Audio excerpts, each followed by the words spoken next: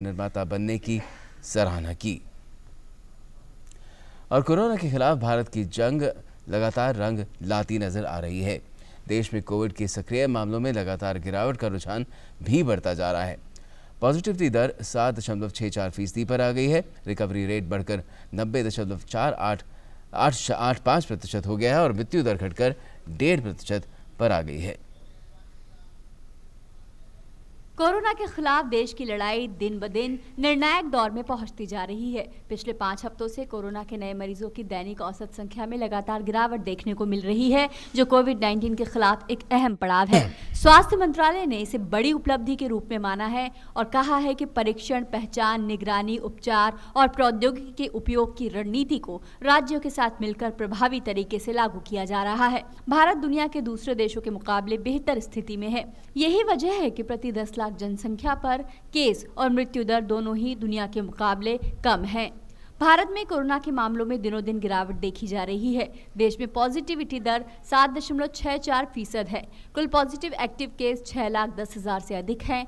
देश में corona virus महामारी से संक्रमित लोगों में से अब तक 72,59,509 मरीज स्वस्थ हो चुके हैं, जिसके बाद देश में रिकवरी रेट बढ़कर 90.85% हो गई है। भारत में कोरोना की मृत्यु दर प्रति 10 लाख पर 87 है, जबकि वैश्विक औसत 148 है। देश में कोविड से मृत्यु दर घटकर 1.50% रह गई है। पिछले 24 घंटों में 58,439 कोरोना मरीज ठीक हुए हैं। इस दौरान 508 लोगों की मृत्यु हुई, जिनमें से 79% लोग 10 राज्यों से हैं। इसमें महाराष्ट्र में सबसे ज्यादा मौतें हुई हैं। इस बीच कोविड टेस्टिंग के मामले में भी स्थिति लगातार बेहतर हो रही है। भारतीय चिकित्सा अनुसंधान परिषद के मुताबिक 27 अक्टूबर तक कोरोना वायरस के लिए कुल 10,54,87,680 सैंपल टेस्ट किए गए, जिनमें से 10,66,786 सैंपल मंगलवार को टेस्ट किए गए। इस बीच केंद्रीय स्वास्थ्य मंत्री डॉक्टर हर्षवर्धन ने एम्स बठिंडा में अत्याधुनिक सुविधाओं वाले उपकरण का उद्घाटन किया। इस मौके पर उन्होंने कोरोना वॉरियर्स को सलाम किया और कहा कि देश ने कोरोना से जंग में लंबा सफर तय किया है। एक लैब से लेकर 2000 लैब्स के ऊपर की यात्रा, 9-10% के रिकवरी रेट से 90% से ज़्यादा के रिकवरी रेट की यात्रा, और जहां 4-5% तक फैटेलिटी रेट्स होते थे, आज वहां से उसको कम लाकर 1.5% तक लाने की यात्रा। और जहां कुछ हज़ार टेस्ट होते थे देश में और सब लोग टेस्ट बोलते थे चारों तरफ, तो ऐसे देश के अंदर 1 मिलियन यानी 10 लाख से लेकर 15 लाख के बीच में हर रोज टेस्ट करना, ये कोई साधारण बात नहीं थी।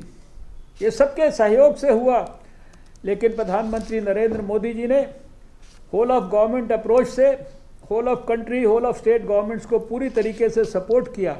कोरोना काल में लोगों को बेहतर चिकित्सा सुविधा मिले, इसके लिए सरकार ने टेलीमेडिसिन ई-संजीवनी की शुरुआत की थी। अब तक ई-संजीवनी से 6 लाख से ज्यादा लोगों को घर बैठे चिकित्सकीय सलाह दी गई है। 1 लाख सलाह तो पिछले 15 दिनों में दी गई है। ये ई-संजीवनी पहल प्रधानमंत्री के डिजिटल इंडिया को बढ़ावा देती है। साथ ही लोगों को बिना परेशानी घर बैठे इलाज भी मिल रहा है।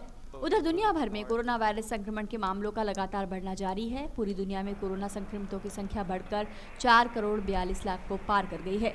वहीं इस महामारी से अब तक मरने वालों की संख्या 11,71,000 से ज्यादा हो गई है। अब तक अमेरिका में इस महामारी से मरने वालों की संख्या 2,32,000 से ज्यादा हो गई है।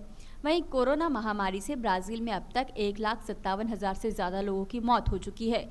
कोरोना संक्रमण के 54,40,000 मामलों के साथ ब्राजील तीसरे स्थान पर है। वहीं यूरोप के कई देश कोरोना की दूसरी लहर से परेशान हैं। बीते कुछ दिनों में फ्रांस में कोरोना वायरस के मामलों की संख्या में इजाफा देखा जा रहा है। फ्रांस कोरोना वायरस की दूसरी लहर से बुरी तरह से प्रभावित हो गया है। फ्रांस में तेजी से नए मामलों में बढ़ोतरी को देखते हुए विशेषज्ञों ने एक बार फिर से लॉकडाउन की सिफारिश की है। News night desk, DD news.